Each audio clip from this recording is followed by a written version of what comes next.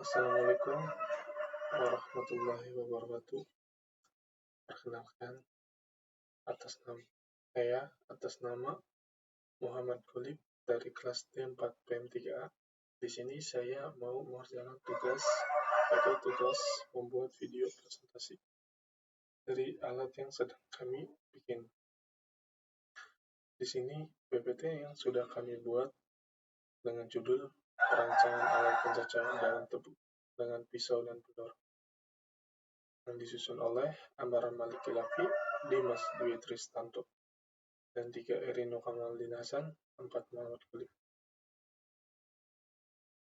Latar belakang dalam pembuatan mesin pencacah tebu. Tebu adalah suatu tanaman yang memiliki nilai ekonomi tinggi, terutama dalam baku industri gula. Namun, dalam proses budidaya tebu seringkali menjadi limbah yang tidak terkelola dengan baik. Limbah daun tebu, jika tidak diolah, dapat mengakibatkan penumpukan yang berdampak negatif terhadap lingkungan, seperti pencemaran dan penurunan produktivitas lahan. Pengolahan limbah daun tebu menjadi suatu produk yang bermanfaat sangat diperlukan. Salah satu cara yang efektif untuk mengolah limbah ini adalah dengan mencacah daun tebu yang berubah menjadi lebih kecil untuk menjadi suatu produk yang lain seperti bahan ternak atau bisa menjadi salah satu sumber komposit. Namun, dalam pencacahan daun tebu secara manual itu membutuhkan tenaga kerja yang banyak dan juga tenaga yang lumayan, dan juga waktu yang lumayan lama. Oleh karena itu, diharapkan perancangan alat mesin pencacah daun tebu bertujuan untuk menciptakan alat yang mampu mencacah tebu dengan cara efisien, menghasilkan cacahannya seragam, dan adanya mesin pencacah ini diharapkan dapat mengurangi ketergantungan para tenaga kerja manusia, meningkatkan produktivitas, serta mengurangi dampak negatif limbah daun tebu terhadap lingkungan. Perumusan masalah. Dalam budidaya tebu, limbah daun yang dihasilkan seringkali menumpuk di area perkebunan. Itu menyebabkan hal lingkungan seperti pencemaran tanah dan air serta hama yang penyakit. Proses pengolahan limbah yang dilakukan secara manual memerlukan waktu dan tenaga yang cukup besar, sehingga menjadi tidak efisien, terutama dalam skala yang besar. Dengan cacah. Selain ini, banyak petani yang tidak memiliki akses terhadap teknologi modern untuk mengelola limbah, dan alat yang tersedia dalam pasaran seringkali tidak sesuai dengan kebutuhan lokal. Limbah daun tebu yang tidak dikelola dengan baik dapat memberikan dampak negatif terhadap lingkungan. Sementara potensi pemanfaatan limbah sebagai bahan baku pupuk organik dan pakan ternak atau bahkan bakar biomasa menjadi terabaikan.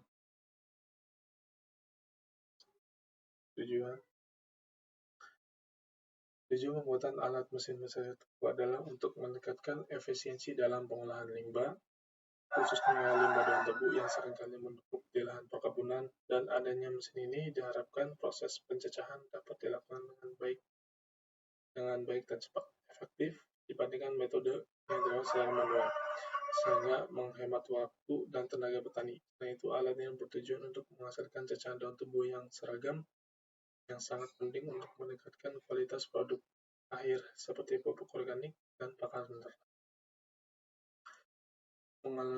Melalui pengolahan yang efisien, diharapkan juga dapat mengurangi dampak negatif limbah terhadap lingkungan dan memanfaatkan potensi limbah menjadi bahan baku yang bernilai. Selain itu, alat ini dirancang untuk mengurangi ketergantungan pada tenaga kerja manual, memberikan solusi yang lebih ekonomis bagi petani, dan mendorong penggunaan teknologi modern dalam praktik pertanian. Dan semua tujuan ini, pembuatan alat mesin pencacah daun tebu diharapkan dapat meningkatkan produktivitas, memberikan manfaat ekonomis, serta mendukung pertanian yang berkelanjutan. Manfaat pengolahan limbah yang lebih baik. Alat mesin pencacah daun tebu memungkinkan pengolahan limbah yang lebih efektif, sehingga dapat mengurangi tumpukan limbah yang ada di lahan pertanian. Hal ini dapat membantu menjaga kebersihan dan kesehatan lingkungan sekitar, dan juga berdampak pada kesuburan tanah. Seperti halnya di pertanian juga, pertanian padi di situ tuh kalau sehabis panen kan masih ada sekam padi yang tidak diambil. Nah, itu kan akan mengakibatkan pembusukan. Dikarenakan hujan dan panas itu akan terjadi pembusukan dan sangat menyengat hingga mengganggu warga sekitar yang sedang beraktivitas. Itu juga termasuk salah satu limbah. Dan juga setahu saya kalau begitu tuh tidak terlalu bagus untuk tanah. Peningkatan kualitas produk akhir. Dengan menghasilkan cacahan daun yang seragam, alat ini dapat meningkatkan kualitas produk akhir, baik itu pupuk organik maupun pakan ternak. Cacahan yang konsisten lebih mudah dikelola, lebih aktif dalam penggunaannya.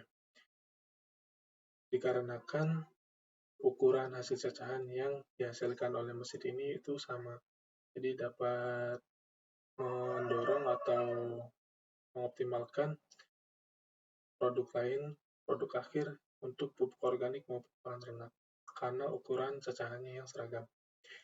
Efisiensi waktu dan tenaga. Proses pencacahan yang dilakukan oleh mesin jauh lebih cepat dan efisien dibandingkan dengan cara manual. Hal ini menghemat waktu dan tenaga petani, memungkinkan mereka akan fokus pada kegiatan pertanian lain.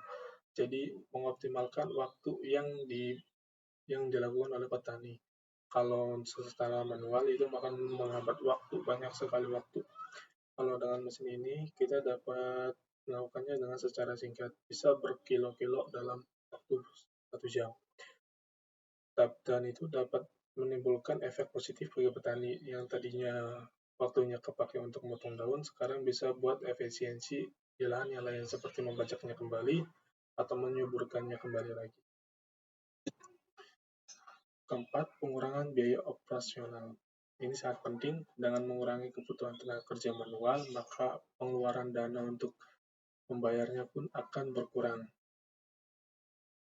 Lalu, peningkatan produktivitas petani. Dalam adanya mesin bercacah, petani dapat mengolah limbah daun tebu dengan jumlah besar yang pada akhirnya dapat meningkatkan produktivitas pertanian secara keseluruhan. Limbah yang diolah dengan baik dapat digunakan sebagai keperluan seperti pupuk atau pakan ternak. Keenam, pemanfaatan sumber daya secara optimal. Alat ini membantu dalam pemanfaatan limbah daun tebu yang sebelumnya terabaikan, bahkan seperti dianggap tidak ada manfaatnya.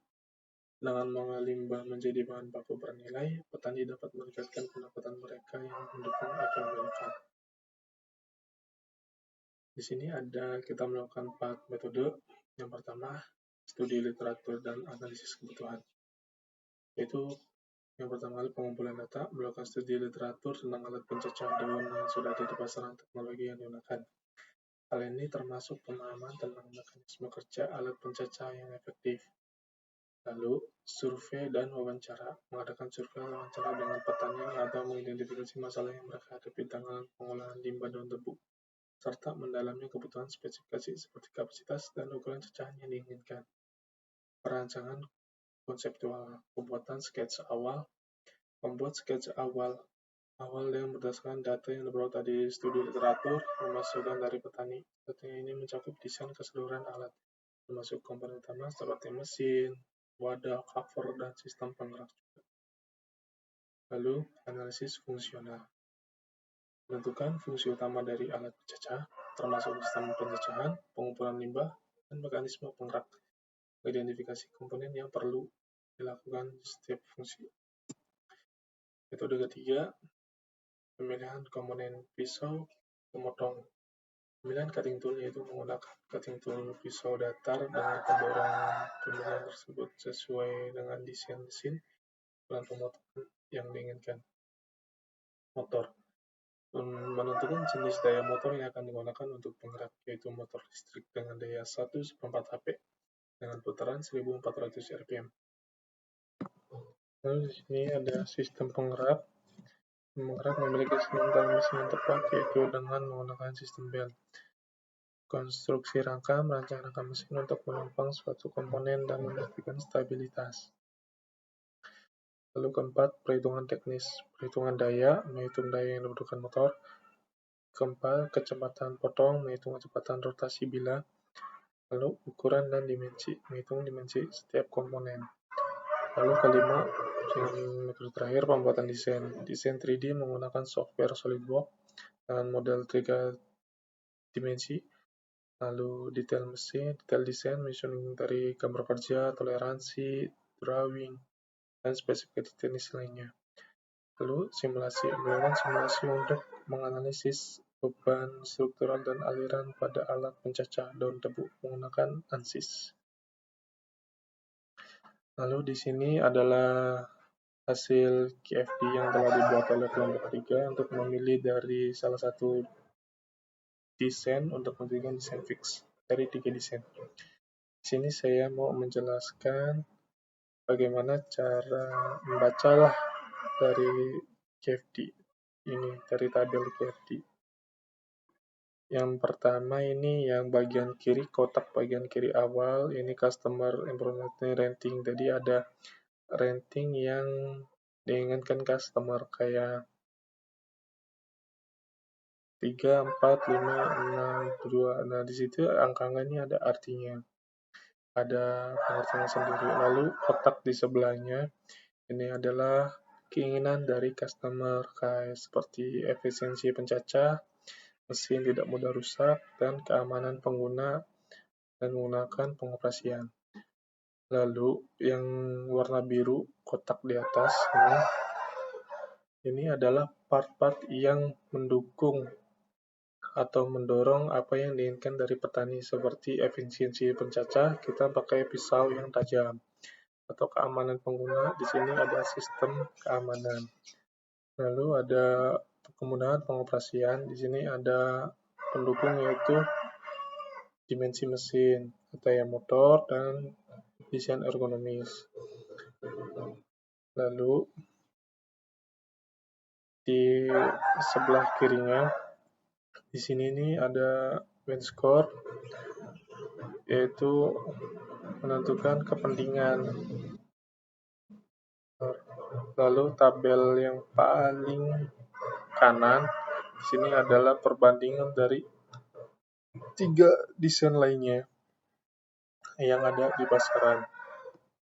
Lalu ada tabel yang di bawah tabel dari customer, pemilihan customer adalah technical score, jadi dijumlah hasilnya masing-masing tabel sampai menghasilkan angka seperti yang di bawah.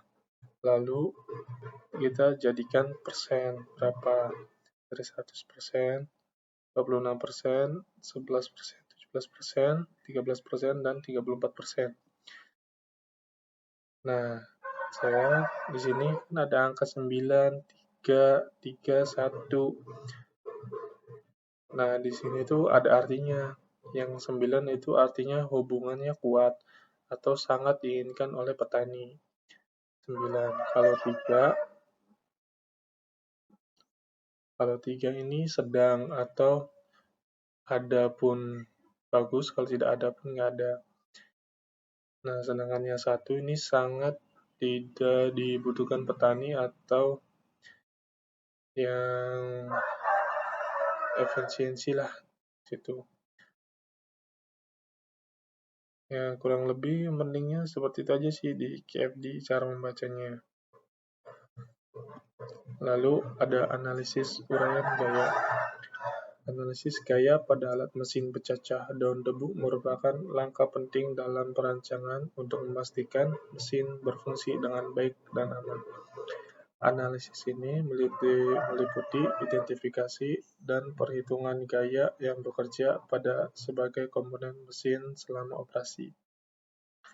Berikut adalah analisis gaya yang dapat dilakukan pada mesin pencacah daun tebu.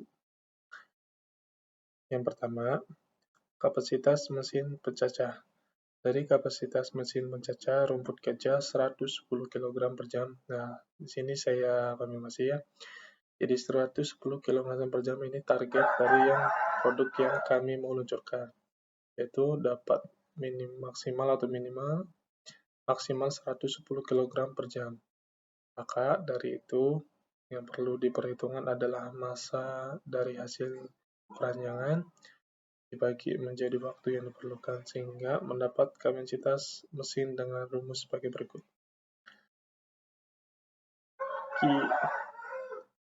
Q sama dengan kilogram per jam atau gram per menit. Q 110 dibagi jam sama dengan 110 dibagi 60 menit.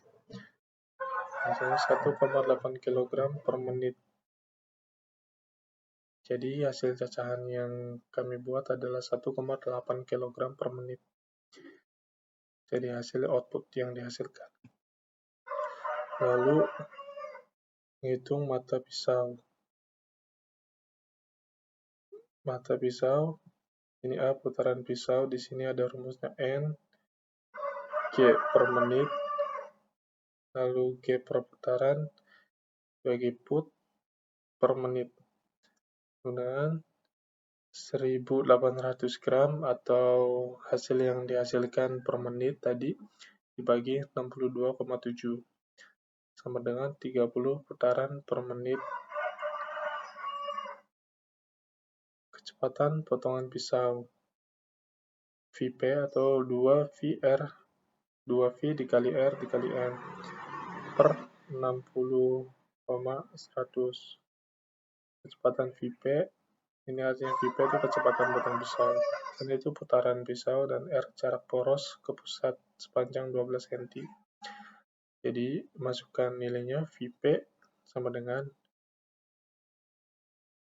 Vp 2 kali 3 2,3 2 kali 3 dikali 14 2 dikali 3,14 CV kan dikali 12 cm R jarak ke pusat panjang dikali 30 per menit kan 1 menitnya 30 ya, sama dengan 2775,76 per 6000 sama dengan 0,3768 meter per second. Keterangan P daya potong pisau, F gaya potong pisau, Vp kecepatan potong pisau.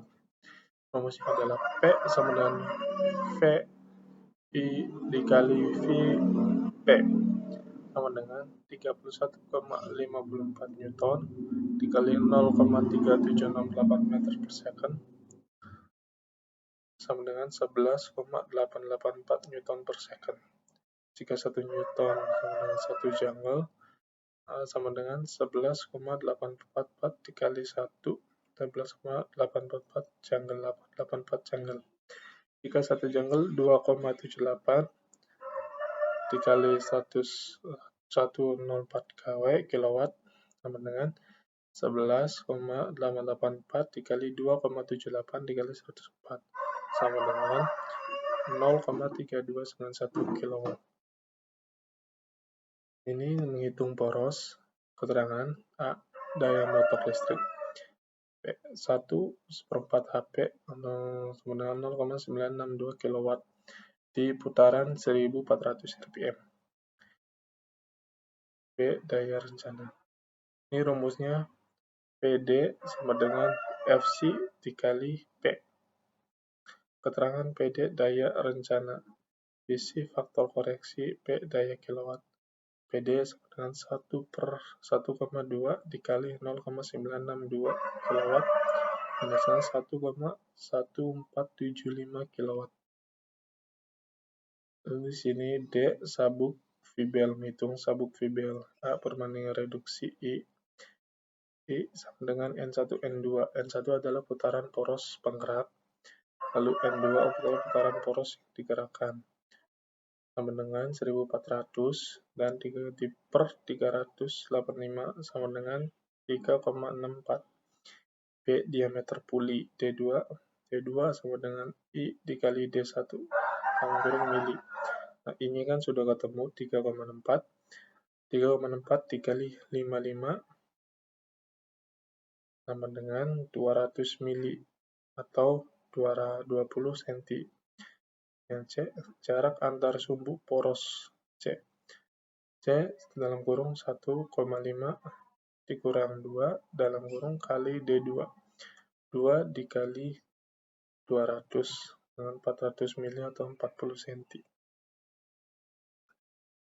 Panjang keliling sabuk L1 dengan 2 dikali C plus V per 2 dalam kurung D1 plus D2 plus 1 per 4 kali C dalam kurung D2 min D1 dikali D.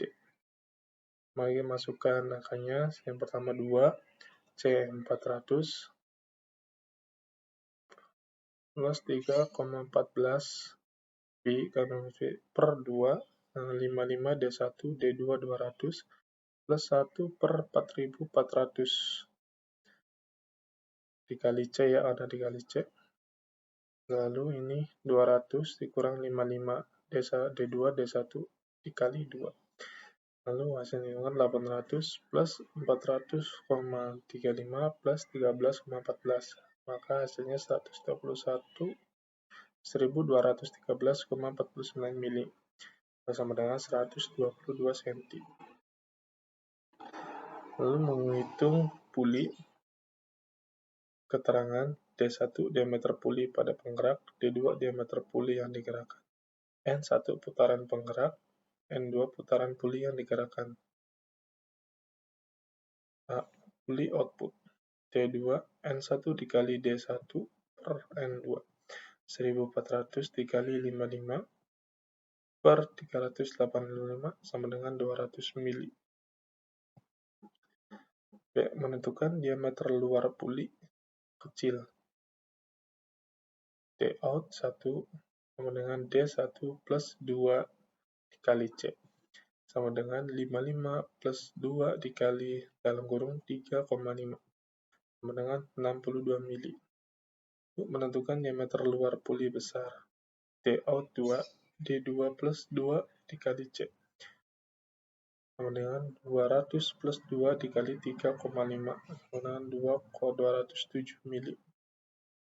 Lalu yang D, menentukan diameter dalam puli kecil D in 1 sama dengan D out 1 min 2 dikali E sama dengan 62 dikurang 2 dalam kurung 12,5. Hasilnya 37 mili. E, menentukan diameter dalam puli besar D in 2 sama dengan D out 2 dikurang 2 kali E sama dengan 207 dalam 2 dikurang 2 lalu E-nya 12,5. Maka dihasilkan 182 mili untuk diameter dalam puli besar. Lalu di sini ada proses pemilihan material ya. Dalam proses pembuatan alat mesin pencacah daun tebu dalam langkah penting memastikan bahwa mesin yang dirancang dapat diproduksi secara efisien, ekonomis, dan memenuhi standar kualitas. Berikut adalah langkah-langkah dalam pemilihan proses pembuatan untuk mesin pencacah dan tebu. Yang pertama, ini nama part rangka. Ini rangka bisa untuk dudukan puli, ada dudukan cover atas, cover bawah, dan dudukan motor juga. Karena itu, dimensi N material, itu baja hollow. Ini kita menggunakan baja hollow kotak 40 x 40 kali 1,5 kalau nggak salah. Lalu yang kedua ada proses penyambungan dari setiap rangka ini kita melakukan proses las dan bor. Jadi di sini ini ada beberapa yang dibor untuk peletakan engsel dan peletakan dudukan motor, terutama peletakan di cover atas untuk peletakan engsel ya. Lalu yang ini alasan kenapa memakai baja hollow. Alasannya karena ekonomis dan daya tahan yang baik, mudah dalam proses fabrikasi. Dan juga dikarenakan besi hollow itu sangat mudah ditemui di wilayah-wilayah sekitar Indramayu. Dari material juga mudah dicari, harganya juga sedikit terjangkau daripada stainless steel lainnya, yang kemungkinan agak susah untuk mencari materialnya di Indramayu, dan juga harganya terkadang lebih tinggi. Lalu tabel kedua adalah inlet hopper. Itu inlet hopper tuh bagian awal depan untuk memasukkan dedaunan dan rumput gajah. Yaitu di sini kita dimension and materialnya menggunakan plat galvanis. Di sini ya proses manufakturnya kita menggunakan bending, cutting, dan last tack weld. Jadi ini pertama kita kan di cutting dulu. Platnya ada 2 plat, yang atas dan bawah. Lalu yang atas kita bending sehingga membentuk setengah lingkaran seperti ini dengan sudut yang sudah ditentukan di gambar kerja. Lalu kita tack weld dari sisi 1, 2, 3, 4 di last tack weld. Alasan memilih material plat galvanis dikarenakan bahannya tahan lama, hemat biaya karena biaya perawatannya lebih rendah, mudah dirawat, dan tidak mudah karat. Lalu di sini ada bodi atas atau hopper penutup atas. Di sini kita sama dengan bahan dimension and materialnya, kita sama dengan ini hopper, inlet hopper ya. Bodi atas ini kita menggunakan plat galvanis. Nah, di sini di bagian manufakturnya sedikit lebih banyak daripada di inlet hopper. Yaitu ada bending, ada cutting, ada pengeboran, dan last tack weld. Di yang pertama ini di proses manufacturing ya. Pertama kita kan ini berbentuk plat terlebih dahulu. Pertama kita potong dulu. Ini ada beberapa bagian ya. Berarti ada 2 bagian. Nah, yang bagian bawah ini ada pembendingan sama samping ya. Bending pertama itu bending roll sehingga membentuk 360 derajat setengah lingkaran atau 180 derajat bending roll. Lalu di ujung tiap-tiap sisi sebelah kanan kiri yang panjang kita melakukan bending 90 derajat, kemiringan 90 derajat. Uji bending ya uji tekan. Lalu yang sisi satunya hanya menggunakan potong cutting saja. Menggunakan bisa benso ataupun pakai gerinda tangan juga bisa. Lalu proses manufacturing terakhirnya adalah pemasangan bodi bawah cover yang hasil bending tadi dengan satunya yang menggunakan last tack weld. Dan juga disambung dengan inlet hopper karena ini bodi atas. Bodi atas adalah tempat untuk memasukkannya input atau daun tebu dan rumput gajah. Di sini alasan memilih plat galvanis sama sih seperti inlet hopper. Alasannya memilih plat galvanis dikarenakan tahan lama, hemat biaya karena biaya perawatannya lebih rendah, mudah dirawat, dan tidak mudah karat. Lalu di sini ada bodi bawah. Bodi bawah kita dimension and material pakai plat galvanis sama seperti inlet hopper dan bodi atas. Di sini ada proses manufacturingnya, itu dibuat bending, lalu ada cutting, ada pengeboran, dan last tack weld. Di bending kita kan bentuk awalnya ada plat rata. Jadi kita akan melakukan bending dengan bending roll hingga membentuk setengah lingkaran atau 180 derajat. Lalu ada pengeboran dan last tack weld. Jadi di sini ada last tack weld-nya juga, kan ada inletnya, inlet bawah nih. Ada inlet bawah untuk menutup di bawah nih setiap sisi depan dan belakang. Seperti ini. Nah, kan alasan memilih material plat galvanis dikarenakan tahan lama ya, sama seperti bodi atas dan inlet hopper. Lalu di sini ada outlet. Outlet ini adalah saluran atau buang hasil cacahan. Di sini kita sama menggunakan plat galvanis. Di sini kita menggunakan cutting saja dan last tack weld. Alasan memilih material plat galvanis sama seperti yang tadi ya, karena bahannya tahan lama, hemat biaya, dan perawatannya lebih rendah, mudah dirawat dan tidak mudah karat. Di sini kita cuman bikin kotak ada 4 plat. Di sini kita bisa melakukan bending dan last tack weld cutting. Jadi kita ada 2 sisi, dibagi 2 sisi karena kalau langsung bikin kotak itu nggak bisa dibending di mesin kita. Jadi kita bikin 2 sisi terlebih dahulu, dibagi 2. Lalu kita terakhir di last tack weld untuk menyatukannya sehingga menjadi persegi. Nah, yang keenam ini body cover samping untuk penutup ya, penutup dari inlet atas, inlet bawah, cover ya, cover atas, cover bawah. Ini penutupnya. Sama kita melakukan menggunakan plat galvanis. Di sini kita hanya menggunakan proses manufacturingnya hanyalah cutting. Di sini kita bisa memakai gerinda tangan ataupun gunting plat. Materialnya sama, alasannya karena tahan lama dan mudah dirawat.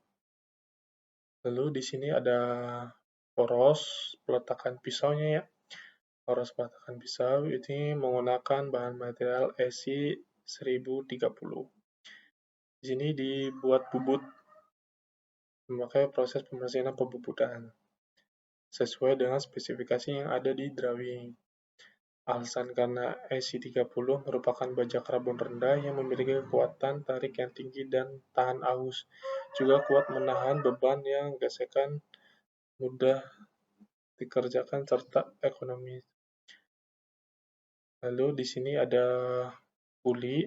Puli kita menggunakan aluminium alloy 5 in dan 2 in. Di sini kita materialnya beli jadi ya. Soalnya kalau bikin sendiri akan memakai waktu lama dan juga toleransinya terkadang berbeda. Di sini kenapa kita keterangannya di manufakturnya dibeli? Karena di pasaran pun sudah ada yang ukuran 5 in dan 2,5 in. Alasannya karena daya tarik yang kuat, tahan terhadap suhu tinggi, dan tahan lama dan mudah didapatkan. Nah, ini adalah motor utama penggerak. Kita memakai motor listrik 1/4 HP. Ini juga kita beli ya, soalnya hampir nggak mungkin kalau kita bikin sendiri, waktunya lama dan akan lebih banyak biaya. Lalu alasan karena harga terjangkau, sesuai dengan kebutuhan yang kita butuhkan, karena sesuai hasil potongan kita itu nggak nyampe 2 HP, cuman nggak nyampe 1,5 HP juga. Jadi kita pakai 1/4 HP. Dan alasannya karena tidak bergantung sama listrik juga, ini memakai bahan bakar solar dan mudah didapatkan, atau pertalite juga ini bisa, perawatannya mudah. Lalu yang dan ini adalah cutting tool ya. Ini cutting tool. Di sini kita menggunakan material struktural steel. Nah, di sini proses manufakturnya ada 2 proses, yaitu cutting dan pengelasan. Jadi pertama ini ada cutting, di sini ada pengelasan ini untuk kipasnya, arah pendorong ya, pendorong buat hasil cacahannya. Di sini kita pakai plat dilas di poros. Nah, alasan memilih material struktural steel karena kekuatan yang tinggi, daya tahan aus, dan ketahanan korosi yang lumayan baik, bahkan baik. Yang paling penting, baja ini mudah untuk diasah hingga tajam. Nah, ini untuk cutting toolnya ini mudah diasah lagi. Dan juga materialnya mudah untuk dicari. Lalu ini adalah bearing.